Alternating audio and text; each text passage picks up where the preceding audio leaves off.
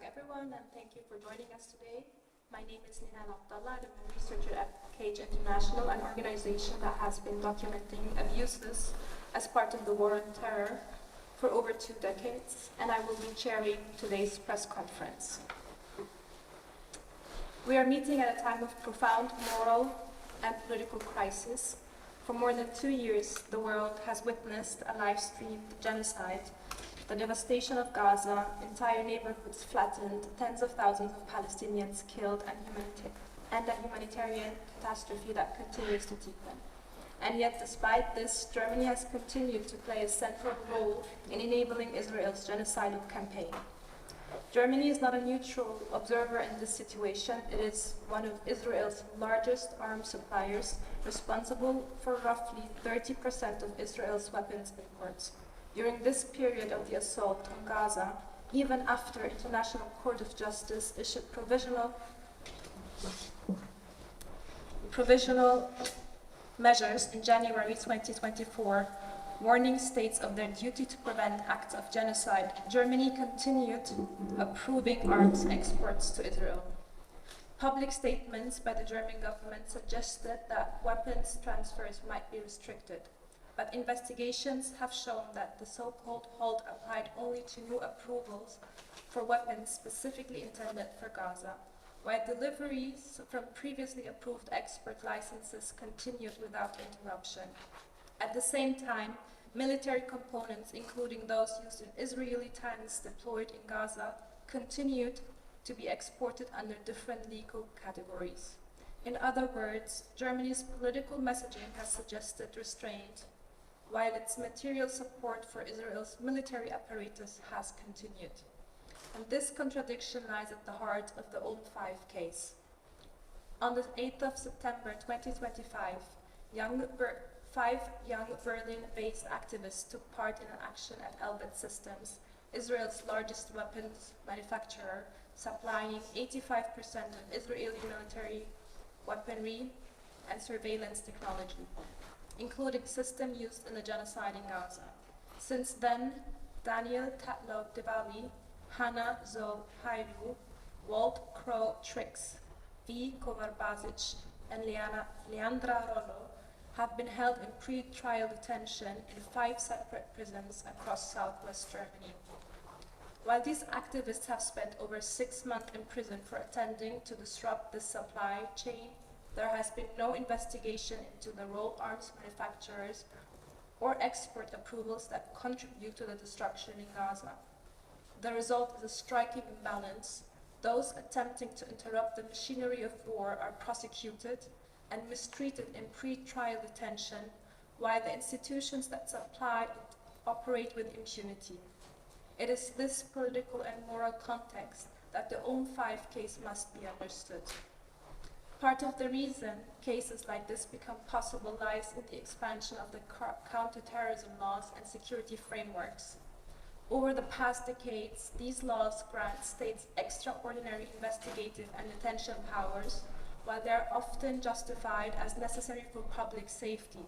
In practice, they are frequently applied in ways that target political movements, marginalized communities, and dissenting voices. Today, we will hear from several speakers who will address different aspects of the case.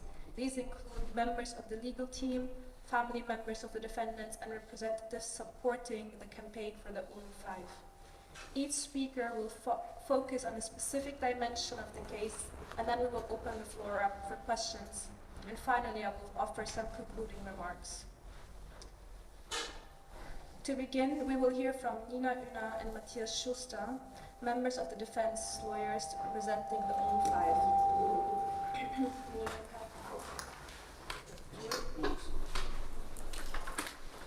Hi everyone, thank you for being here. I'm going to divide up my speaking time into 2 parts. I'm going to start with a short outline of the case. I think in our press statements we have already talked about a lot of points, and if you have specific questions, you're very welcome. But I would like to reserve the very end of this press conference for a statement from the ULM5 personally that will be given here today for the first time. So our clients face the charges of trespass and damage to property, in essence, but most seriously what the prosecution has done is that they have charged them under the notorious section of 129 of the German Criminal Code, namely the membership of a criminal organization.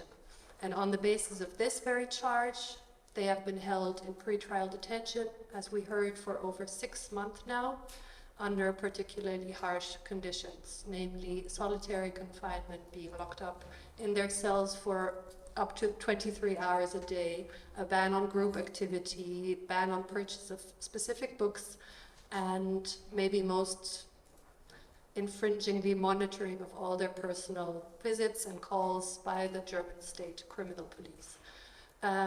In the defense's view, the court is not conducting the proceedings in accordance with the principle of expedition, which must be observed especially strictly in cases where people are being held in pretrial detention. Additionally, all motions of the defense to fight those measures are being rejected by the court with justifications that are amounting to little more than empty phrases, repetition of the words of the law, and lacking any reasoning that is specific to our individual case. Due to this, up to today, we have not been able to secure a joint meeting of the whole defense team together with our clients. We have not been able to work out any kind of more structured trial dates, so we are still facing this very scattered and late trial. What else? Our clients haven't been able to obtain a copy of the files in English up to today, and so forth. The appeals against the detention have repeatedly been rejected, and so the pretrial detention stays in place up to today. At present, we're also working very hard to challenge the conditions under which the 5 are supposed to be kept in the court hearing, in particular the confinement in a glass box and they're being restrained during trial. As you heard, Section 100, or as you might know, the Section 129 has historically been used in politically sensitive investigations, namely the Red Army fraction proceedings in the late 70s. And these procedures were always catalysts for infringing on criminal procedural rights of the defendants. And it is also in this case that with great concern we witness how this specific case is a demonstration and maybe a preview of what we are to expect in the future from this government and consequently the judiciary towards politically undesirable actors in general and the Palestine solidarity in particular. In the case itself, the defense aims to demonstrate that the client's actions in this case that they're alleged to have conducted were justified on the grounds of self-defense. In German it's called Nothilfe, so it's not actually self-defense, but defense for someone else. And the requirements for this justification is that there is a present and unlawful attack.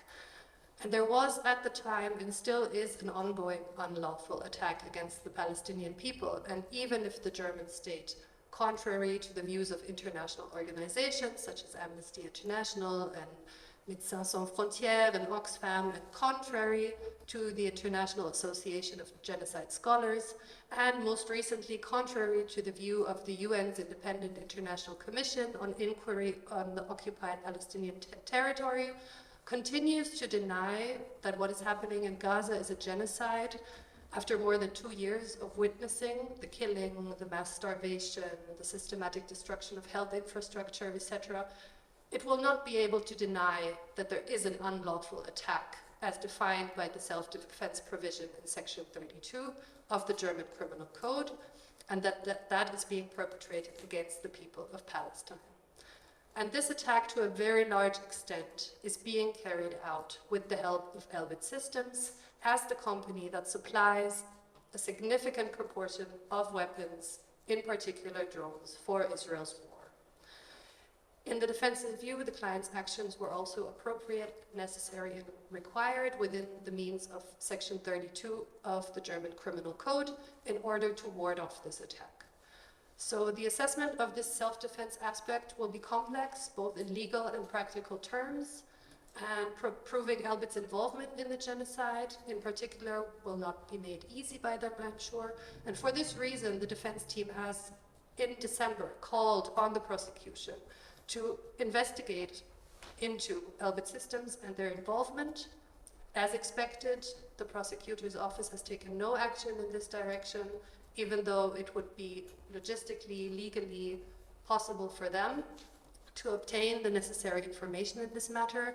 But we're not going to let that stop us. We will do everything in our power to demonstrate these circumstances.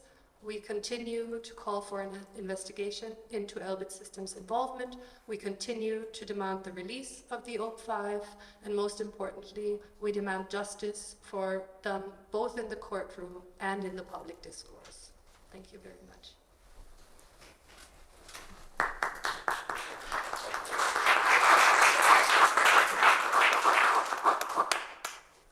Thank you, Nina, for outlining the legal situation surrounding this case. What we have just heard highlights serious concerns about the use of Section 129, the length of pre-trial detention, and the legal principles that should protect the presumption of innocence. But beyond the legal framework, this case has also a deeply human dimension. 5 young people have now spent many months in prison before their trial has even begun, and their families have had to navigate uncertainty and the difficulty of that reality. We will now hear from Mimi Tatlow Golden, the mother of one of the ULM5. And Mimi, the floor is yours. Thank you so much. So in the early hours of the 8th of September 25, 5 young people engaged in direct action in southwest Germany seeking to prevent further killing of civilians in Gaza. Daniel, Crow, Leandra V, and Zoe waited on site for the police to arrive. They were arrested without resistance. They filmed their action with their faces uncovered. They made no secret of their motivation for their action, which was to prevent genocide. And let's remember, this is a case of property damage only. Yet they've been held in detention, several in solitary, including Daniel, who's in 23 hours a day lockup, in 5 prisons across Baden-Württemberg and Bavaria ever since. Not only that, but to our shock, a court has already, before the trial has even begun, without hearing any evidence from the defense, made statements about the 5, their motivation, the action, and pronounced the court's view that any sentence is unlikely to be in the lower end of the range. That was the Oberlandesgericht in Stuttgart, the higher regional court, in their latest review of pretrial detention at the end of February. It's one of many things that has shocked me about this case and how it's being handled by the authorities. But first, let me say a few words about Daniel. Daniel is much loved and terribly missed by their family and dear friends. An Irish citizen, they lived in Berlin for 7 years, studying philosophy and neuropsychology, using their data science skills for ecological and decolonial projects here. Over the last 2 years, I heard, though, about Daniel's increasing distress at the genocide unfolding before all of our eyes in Gaza, and Daniel's consistent presence at demonstrations in Berlin. So many things have shocked me about this case, and learning about the strictures of Untersuchungshaft in Germany, the additional pressure that Section 129 creates, as Nina has described. Too many to say at the time that I have now, but they include that it's possible for human rights defenders who are seeking to uphold international law and prevent an ongoing genocide to be held in solitary or near solitary or continued detention, and this will have lasted for nearly a year by the time any trial has completed. That in an EU country, and I'm speaking for Daniel's situation here, it's possible for the police to prevent you from consulting with your lawyer, even while the lawyer is contacting the police, seeking access to their client.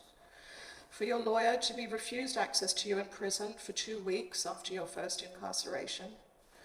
for consular officials to be denied access to you for a month, for family to be denied any access to you, no phone calls, no visits, nothing, for a full month, no news transmitted to Daniel that family was seeking to contact them. They thought we'd disowned them, which obviously was not the case in any way. For family visits to take place with total surveillance, all discussion of the case strictly forbidden, on pain of ending the visit immediately, as we are warned at the start of every single visit we carry out. I should add, these visits are only 30 minutes each, once a fortnight, and we travel from abroad for each one. The content of the visit is reported by the police to the prosecutor for inclusion in the case file. For family visits to take place with Daniel locked in a glass cage for 5 months, something that turned out to be unlawful. For Daniel's access to books of choice to be refused by the prison, despite locking him up for 23 hours a day. For consultations with lawyers to be cut off by the prison, even though these should be unrestricted. And that's just a tiny smattering, I'm sorry to say, of the conditions that Daniel and Leandra, Crowe, and Zoe are also experiencing in the various prisons that they're being held. I'm also really shocked at how the prosecution is attempting to criminalize and sort of ironically hyper-politicize this event. These 5 human rights defenders, UN special rapporteurs, have already criticized Germany for using the notorious Section 129 against climate protesters, and this is now being used against the ULM5 as well. Over the past 2.5 years, we've watched increasing repression of protest in Germany and indeed across Europe. As Daniel's mother, I'm watching how the prosecution and the courts seem to want to make an example of these 5 human rights defenders. I fear we're looking at a show trial to come. The trial begins on the 27th of April and, incredibly to us, takes place on 16 distinct, spread out dates right until the end of July. It's going to be challenging for media, legal observers, family and everyone to attend, but we need eyes on this trial. And so we're calling for legal and other supporters and other legal observers to support us in this. Thank you for your time.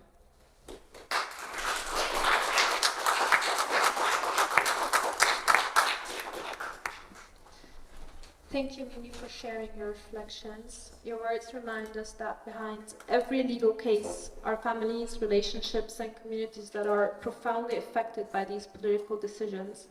And we will now hear from another parent of one of the ULM5, Nikki Robertson. You have the floor. Thank you very much.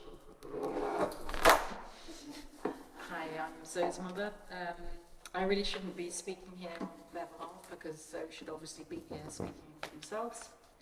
I'm not allowed to communicate with Zoe, as Mimi said, on anything about the case, neither with them directly nor indirectly. And this is reinforced by the highest levels of surveillance on every communication. The surveillance is disproportionate on a normal, bright, principled young person with a big heart and love for all people, a strong sense of justice and solidarity for all people subjected to apartheid, racism, human rights abuses, and in this case, the genocide of the Palestinian people. Let me just go into a little bit of detail about Zoe's appalling experiences. The criminal police take notes when you're having a normal conversation. You get the sense that parts of normal conversations are going to be quoted out of context to make an allegation to hurt Zoe, despite Zoe has upheld international law. Zoe was read their rights. You may make a call to a lawyer and a family member or a friend, and then denied any phone call. Zoe was stripped naked, completely naked, no underwear, and given a diaper, a nappy, and left in a cell like that for 6 hours. Zoe was due to have a tonsil operation. The operation was denied. Zoe has therefore been in constant fear of yet another agonising event and the need to wait like that for days, since the prison doctor only comes once a week. Eventually referred outside the prison, Zoe was told, "With tonsil removal, you risk bleeding out." Zoe wrote to me, "The doctor saw a black, handcuffed prisoner and couldn't get me out of there fast enough." Zoe left totally traumatised and close to having a panic attack. This is not how a doctor should behave towards anybody. Zoe's taken a prison cleaning job to get out of the 23 hours a day isolation and to earn a shower on cleaning days. Showering regularly, otherwise is not allowed. Replacing essential prison staff, Zoe is only paid at €1.04 per hour. So to call me for 30 minutes, Zoe has to work 15 hours.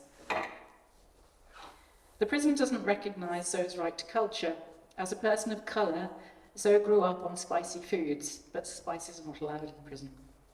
Zoe needs extra strong hair conditioner, but was told, no, it's not possible.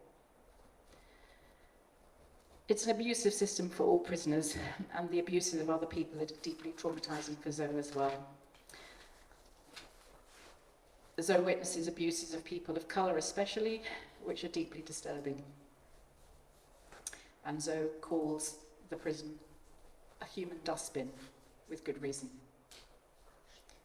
The punitive impacts on Zoe reach far beyond the prison wall. The state repression and punishment affect everyone connected with Zoe, and Zoe has a very wide circle of friends. This is a lot of people involved. I find it unbelievable that a person upholding international law, trying to prevent a genocide, is being subject to this kind of abuse. Why are they being punished like this? There's not even been a trial. Where's the presumption of innocence? Zoe would actually hate that I'm focusing on them and their prison conditions, but eyes need to be on the disproportionate response of the state. Zoe was motivated to prevent the genocide in Gaza, the starvation that we've heard about, the displacements we all know about, the tented conditions with no sewage, limited freshwater supplies, the targeting of civilians, which we know is still ongoing. I guess it's Zoe's love for all children everywhere that motivated their action, protecting the sanctity of innocent children's lives. Recently, Zoe worked as a babysitter, and Zoe has always noticed children's behaviour, their funny ways, the sweet things they say and do. So I'll just share with you a few words from my child, written from the prison. I'd sent Zoe a birthday poem about children, which Zoe responded.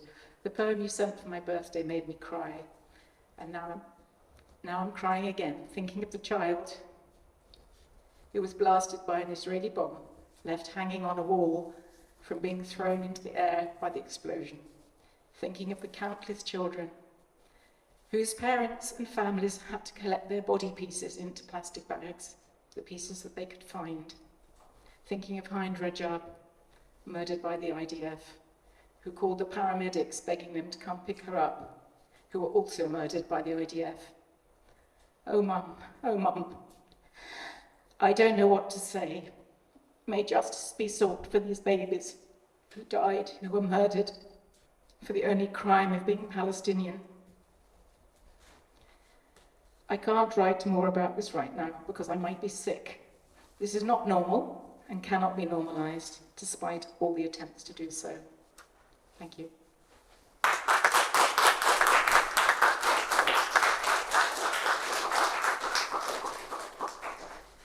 Thank you so much, Nikki, for sharing those incredibly emotional reflections. We have now heard about the legal issues surrounding the case and the personal realities faced by the families of those currently imprisoned. To understand the broader context in which this case emerged, it is important to look at the industry and the institutions connected to the Albert facility in Ulm, where the action took place. We are therefore very fortunate to be joined by Andrew Feinstein. Andrew is the founding director of Shadow World Investigations and has spent many years investigating corruption, corporate influence, and political power within the global arms trade. Today he will speak about Elbit Systems, the Israeli weapons manufacturer connected to the Ulm facility, and about the wider role the arms companies play in supplying military operations such as those we're witnessing in Gaza. So, Andrew, the floor is yours. Thank you very much. I hope that you can hear me okay. Yes. In addition to my work as an investigative author on the global arms trade, specifically as the author of a book called The Shadow World Inside the Global Arms Trade, which is regarded as the definitive text on the subject. I also served as a member of parliament under Nelson Mandela after the liberation of South Africa from apartheid. And I am also the son of a Holocaust survivor. My mother survived the war in Austria while losing dozens of her family in Theresienstadt and Auschwitz, where I have lectured on genocide. And it's important to preface my remarks on Elbit systems and the arms industry by making the point that more than 98% of the world's genocide experts and human rights groups, including a number of prominent Israeli groups and experts, have determined that Israel is committing violations of international humanitarian law, war crimes, and genocide. And of course, it could not do that without the weapons produced by international and Israeli arms companies. And chief amongst these is Elbit Systems, a company that is perhaps the most important in Israel's military-industrial complex. It is possible to make the case that Elbit Systems has been responsible for more deaths in the past 2.5 years than any other company on the planet. Elbit, amongst many other products, produces attack drones, guided munitions, and targeting systems that have been used in repeated military operations in Gaza and in Lebanon. This has been documented in numerous reports and investigations, including by the UN and by my team's investigations for a forthcoming book on Gaza and Yemen. Elbit Systems Germany is a wholly owned subsidiary of the Israeli company. And this is a really important factor to bear in mind legally and politically. Thus, Elbit Systems Germany is a key component of the supply chain for the weapons being used in Gaza. The team at Shadow World Investigations has analyzed customs data that reveals that over 161 million euros of arms were exported by Germany to Israel in 2024. A significant part of this will have been from Elbit Germany. This German company should be under legal scrutiny for its role in genocide. In the United Kingdom, the Public Interest Law Centre has submitted a detailed legal complaint about Elbit UK to the Metropolitan Police. It is also important to make the point that the global arms trade operates in something of its own legal universe, where the laws that apply to other companies, to other individuals, seem not to apply to these companies. In this sort of environment, direct action is a crucial mechanism of peaceful protest, especially in instances where the law has so clearly failed. This was the case, for instance, in the struggle against apartheid in South Africa. My mother taught us, after her experience in the Holocaust, that never again applies to all humanity. And for those of us who believe that every human life is of equal value and importance, for those of us committed to a rules-based domestic and international order, we have a responsibility to act against those enabling and facilitating the world's first light-screen genocide. It is those complicit in genocide who should be on trial, not these 5 courageous, principled individuals who deserve our respect and our gratitude. They should be released immediately, and the German legal system should train its focus on those arms companies that continue to enable and facilitate this genocide. Thank you.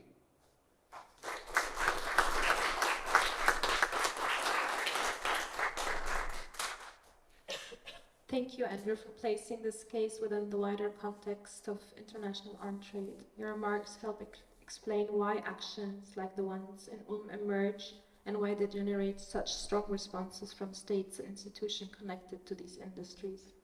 And thanks to the panelists for their contribution. We will now open the floor to questions.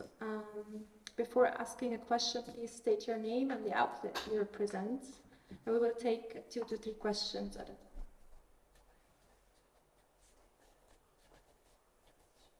Okay, so before we transition to question, we will just hear a statement from the ULM5. As promised at the beginning, I would like to take the chance to finally give the ULM5 a voice and for their voices to be heard. So this is a joint statement from all the 5 of them. Siblings and elders, we are the ULM5 and we are currently being held in 5 different prisons in South Germany, awaiting trial for resisting the manufacturing of arms and military technology used in the Israeli genocide in Gaza and the military occupation of Palestine as a whole. Your solidarity has kept us waking up with a strong and steadfast spirit. So thank you for taking precious time to visit us in our cells through letters of solidarity. Thank you for breaking the repressive tool of isolation. While Germany continues to arm and advocate for the genocidal Israeli state, let us be clear that no severity of repression can break our solidarity with our Palestinian siblings. That no severity of repression can break our solidarity with our siblings surviving occupation, colonial and neo-colonial rule all over the world.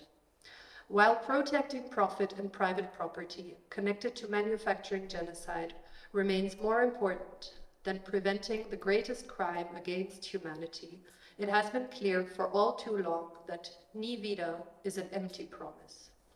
Germany, you have made your position very clear. International law, human rights, and basic decency do not concern you, as long as you're able to secure your geopolitical and economic interests. You will not stop short of aiding barbaric military violence and unthinkable semantic violence in executing and justifying the unjustifiable genocide. Now it is time for conscious people of Germany and the world to make our position clear, a position we must make clear day in and day out. We shall not be complicit or satisfied in a system where every tool available is used to legitimize colonialism and occupation and their result, unbelievable suffering. It is our duty to interrupt and disrupt until the narrative is set straight and justice is served. To resist through anti-colonial struggle is not just justified, but necessary. Free Palestine, Philistine Horror. Thank you.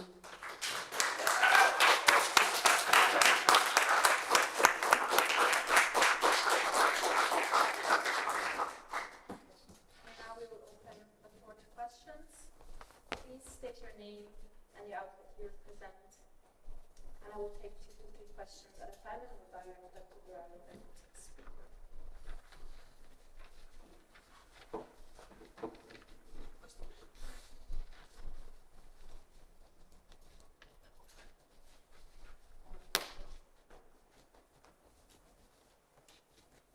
Hi, hello, my name is Yana Nassar, and I'm running for Electronic Intifada, and I wanted to ask what you mean by, you say that proving Elbit Systems' involvement in the genocide in Gaza will be difficult.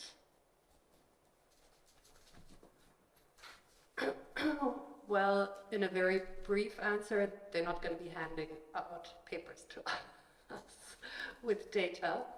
And in a court of law, every aspect that we're trying to prove legally will have to be proved factually. But I'm sure we'll make it work even without the prosecutor's help. Vielleicht darf ich da noch einige Worte auf Deutsch hinzufügen. Wir haben keine Zweifel daran, dass es uns gelingen wird, im Rahmen der Beweisaufnahme die Komplizenschaft und die Relevanz von Elbit System auch in Deutschland für den anhaltenden Genozid in Gaza nachzuweisen. Aber es ist frappierend, dass das nicht auf Veranlassung der Generalstaatsanwaltschaft bereits erfolgt ist. Es ist so, dass in Deutschland die Staatsanwaltschaften für sich in Anspruch nehmen, die objektivste Behörde der Welt zu sein. Das liegt an dem in der Strafprozessordnung geregelten Ermittlungsgrundsatz, dass nämlich die Staatsanwaltschaft sämtliche be- und entlastenden Tatbestände zu erforschen hat. Und selbstverständlich ist bei der hiesigen Tat die Frage, inwiefern Elbit in dem Genozid involviert war und ist, ganz erheblich. Und zwar insbesondere sozusagen als entlastender Umstand. Und dass die Generalstaatsanwaltschaft sich erdreistet, das muss man ja mal sagen, ein diesbezügliches Ermittlungsansinnen der Verteidigungen zurückzuweisen mit der Argumentation, dass dies nun unter keinen Umständen eine Relevanz entfaltet haben kann, ist doch bemerkenswert. Und deswegen müssten wir sozusagen die Aufgaben der Staatsanwaltschaft, wie sie die Strafprozessordnung regelt, als Verteidigung übernehmen. Das ist doch bemerkenswert, meine ich.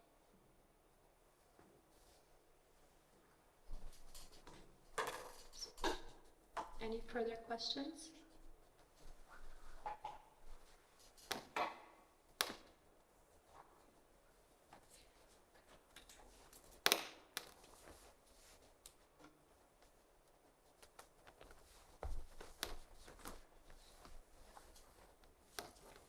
Hi, I'm Hugh. I'm writing for the Diasporas magazine.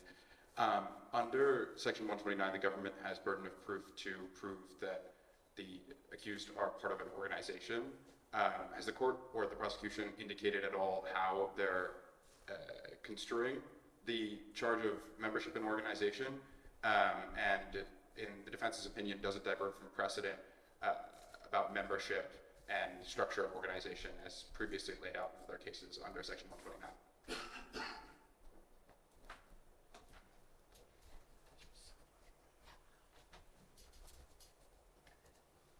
Auch das würde ich gerne wieder auf Deutsch beantworten. Ich hoffe, dass das in Ordnung ist und vielleicht kann meine Kollegin auch noch ergänzend vortragen. Ich glaube, viel wichtiger als die Frage, ob letztlich die tatbestandlichen Voraussetzungen des Paragraphen 129 nachgewiesen werden können oder nicht, ist sich bewusst zu werden, worum es sich bei diesem Paragraphen handelt, rechtshistorisch, aber auch rechtspolitisch. Dass es nämlich so ist, dass der Tatbestand unglaublich weit ist. Normalerweise ist das so, dass ein Strafgesetz, der Tatbestand eines Strafgesetzes so eng und präzise wie möglich gefasst sein muss, um klar zu definieren, welches Verhalten darunter fällt und welches nicht.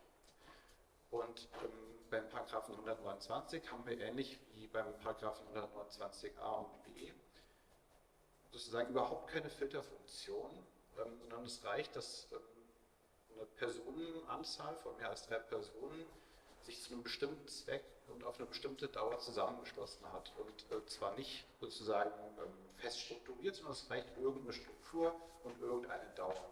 Und dieser Zweck muss auf die Begehung von Straftaten gerichtet sein, wobei es da nicht ausreicht, dass es irgendeine Straftat ist. Auch Bagatellstraftaten, auch Vergehen, wie sie hier ganz offensichtlich vorliegen, nämlich ein Hausfriedensbruch und eine Sachbeschädigung, sind beides Delikte, die sozusagen in der Hierarchie der Straftatbestände des Strafgesetzbuches ganz unten stehen, was die Rechtsfolge anbelangt. Und deswegen ist dieser Paragraph 129 vor allen Dingen deshalb wichtig. Erstens, weil er eine Vielzahl von möglichen Ermittlungsmaßnahmen erlaubt, die bei einem hinreichenden Tatverdacht einer Sachbeschädigung niemals erlaubt werden, also zum Beispiel insbesondere heimliche Ermittlungsmaßnahmen, Telefonüberwachung und dergleichen.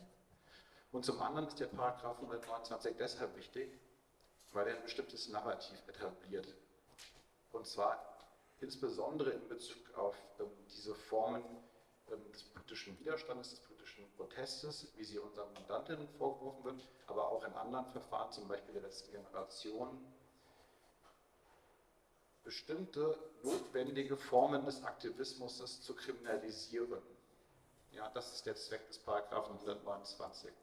Und ob dann die tatbestandlichen Voraussetzungen erfüllt sein werden, das wird die Beweisaufnahme zeigen. Vielleicht noch ganz kurz ergänzend in unserem Verfahren ist es auch zugleich die Legitimation für die sehr scharfen Haftbedingungen. Ich hoffe, das hat die Frage so einigermaßen beantwortet. I will try to briefly translate what Matthias has said. So the elements of crime in 129 are so vast. It's very different to other crimes in the German criminal code in that usually they have to be as narrow and clearly defined as possible so that every individual knows what specific behavior is prohibited under the law. And that's where 129 is especially different. In that basically any kind of act can fulfill this element of supporting a criminal organization. And reason for that is just the political narrative that wants to criminalize any sort of behavior when it's politically unwelcome by the state, basically. And as you said, burden of proof lies on the side of the court, but of course that way it's made easier for them. But we are still going to wait and see whether the court is going to be able to fulfill that. Can I ask a quick follow-up? Have they given you a specification on organization in the charges? Are they detailing organization that they claim to be supported, or is it just still under the statute as their case is being made that there is an organization unspecified yet? Generally, I would say that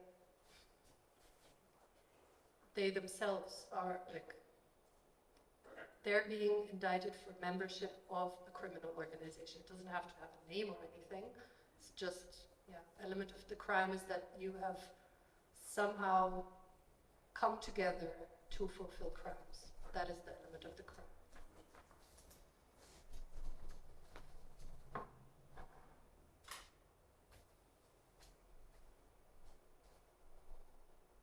Any further questions?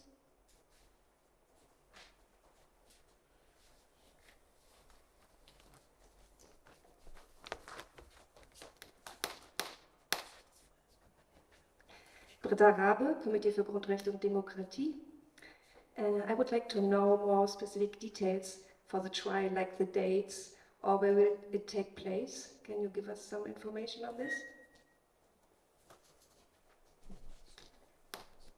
So it's going to be taking place in Stuttgart-Stammheim, the high security court that has been built specifically for the Red Army faction cases in the 70s.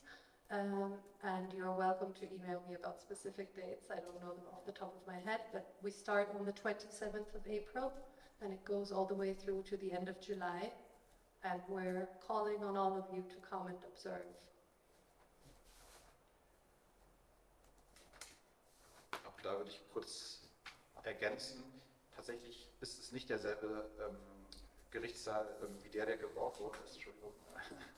Es ist ein Neubau, aber es ist trotzdem sehr wichtig zu betonen, dass die Auswahl dieses Gerichtssaals nicht ohne Grund erfolgt ist, weil auch das den Narrativ prägen soll, dass es sich bei unseren Mandantinnen um Personen handeln soll, von denen eine Gefahr ausgeht. Nichts liegt ferner und wir weisen das auch in den Namen unserer Mandanten zurück. Also unsere Mandantinnen sind nicht gefährlich. Sie sollen aber als solches erscheinen, um wiederum die sehr strikten und entgrenzten Haftbedingungen zu rechtfertigen.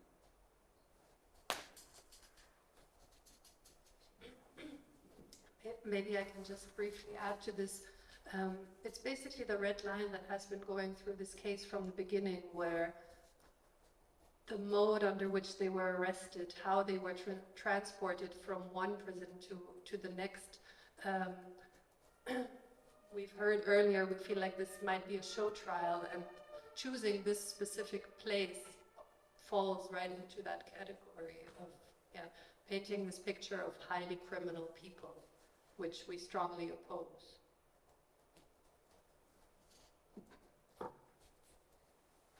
Any further questions?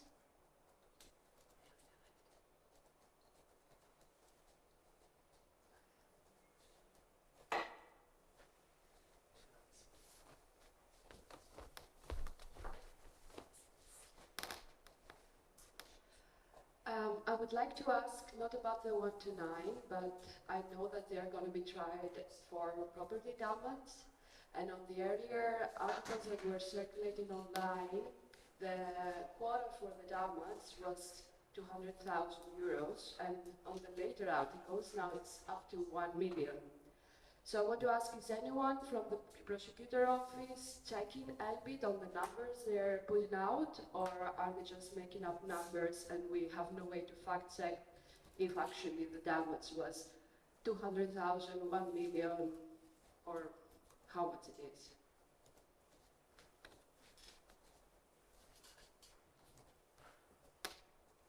Ich würde das so beschreiben, dass wir als Verteidigung Schwierigkeiten haben, die in der Anklageschrift niedergelegte Schadenssumme nachzuvollziehen.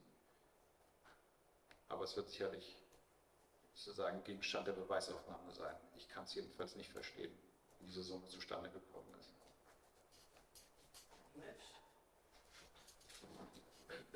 So there have been several different numbers in the file, and it does look like they keep just going up. We are, although it's going to be difficult, of course, we are trying to follow up on these numbers because it does have a significant effect on the charges. And yeah, within trial, it will have to be proven. Again, burden of proof is on the side of the court, and they have to prove the amount of damage that has been incurred. But of course, we see it as part of our defense to fact check these things and make sure that the court doesn't just estimate some number that they were told.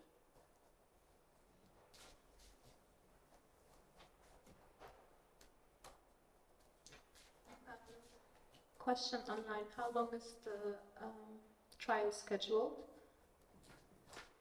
So up to now, it has been scheduled from the end of April to the end of July, so 3 months. However, as I said earlier, the dates are scattered.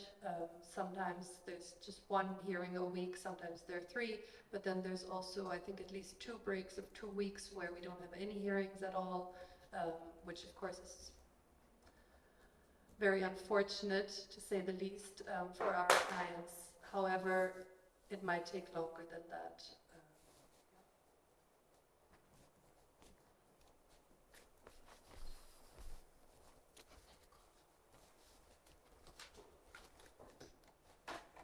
What do you think the impacts will be of this trial being a no-jury trial?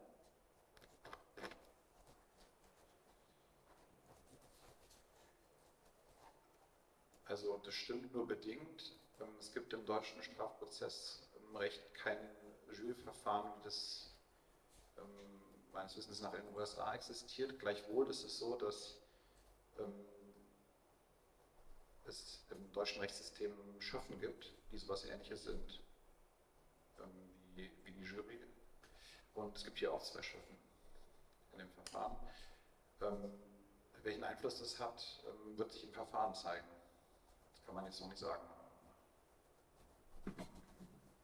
So that's not exactly accurate. In the German legal system, we generally do not have a jury in the sense of the American legal system.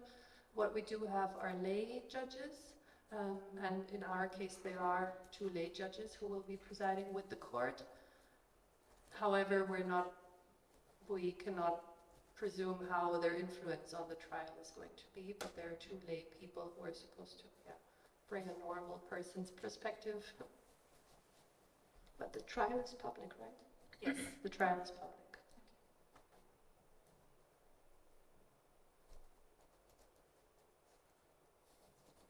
Any further questions?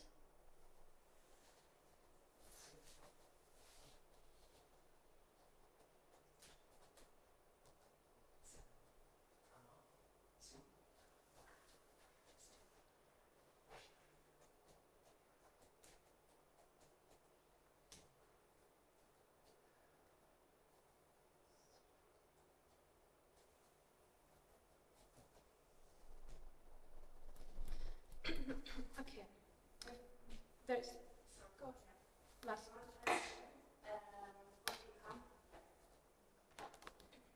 One question: when we come as observers or journalists to the trial, like what are we allowed to do regarding camera, phone, or are we just allowed to take notes?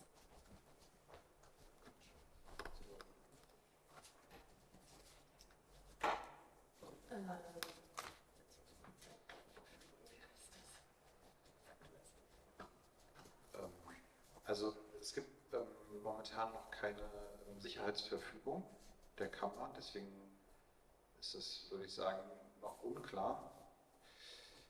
Außer sozusagen das Übliche, dass während der laufenden Hauptverhandlung keine Bild- und Tonaufnahmen gemacht werden dürfen in Deutschland. Leider ist das noch nicht klar. Wir fürchten natürlich, dass wiederum die Auswahl des Gerichtsstandortes Stuttgart-Stammheim einen Ausblick darauf geben wird, mit welchen sitzungspolizeilichen Maßnahmen wir schlimmstenfalls zu rechnen haben. Auch dagegen werden wir uns zur Wehr setzen. So there's always a security order by the court before trial starts. We have not received one as of yet. We fear that just the choice of the court room that they've chosen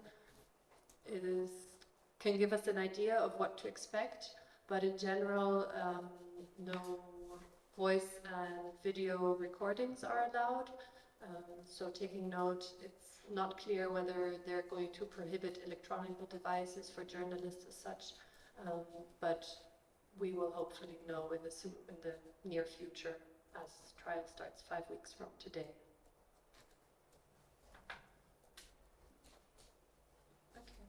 So if there are no further questions, I would like to thank everyone in the panel for their contributions. And as we've heard, in the coming month, many people, including journalists, legal observers, and members of the public, will have the opportunity to attend the trial of the ULM5 when it begins in Stuttgart on the 27th of April 2026. The presence of observers in that courtroom will be extremely important, so we encourage you all to attend. To conclude, the role of the press is particularly vital in moments like this, when we see serious concerns about due process, prolonged pre-trial detention, and the treatment of political activists it becomes essential that journalists scrutinize the actions of the state and ensure transparency. One of the most important functions of a free press is precisely this: to hold power accountable and to ensure that fundamental rights are upheld. These securitized frameworks have been used against activists in order to justify their lengthy detention without trial and a suspension of their basic rights. We have already seen a lack of due process in this case, seemingly in order to protect a foreign weapon manufacturer, which puts a fair trial for the ULM5 into question. For that reason, we must be clear. These frameworks are not merely imperfect. In many cases, they enable structural abuses of power. And this is why the ULM5 case cannot be understood purely as a legal matter. It must also be understood as a political case. Legal mechanisms that were originally justified under the language of security are now being deployed in ways that risk criminalizing political dissent. And this is precisely why public scrutiny matters. The ULM5 case will be an important test not only for the individuals involved, but for the integrity of the legal and democratic institutions more broadly. Thank you all for being here today. For further media inquiries and interviews, you can either come talk to me or reach out via ULM5family@proton.me, ULM5 family@proton.me. Thank you so much.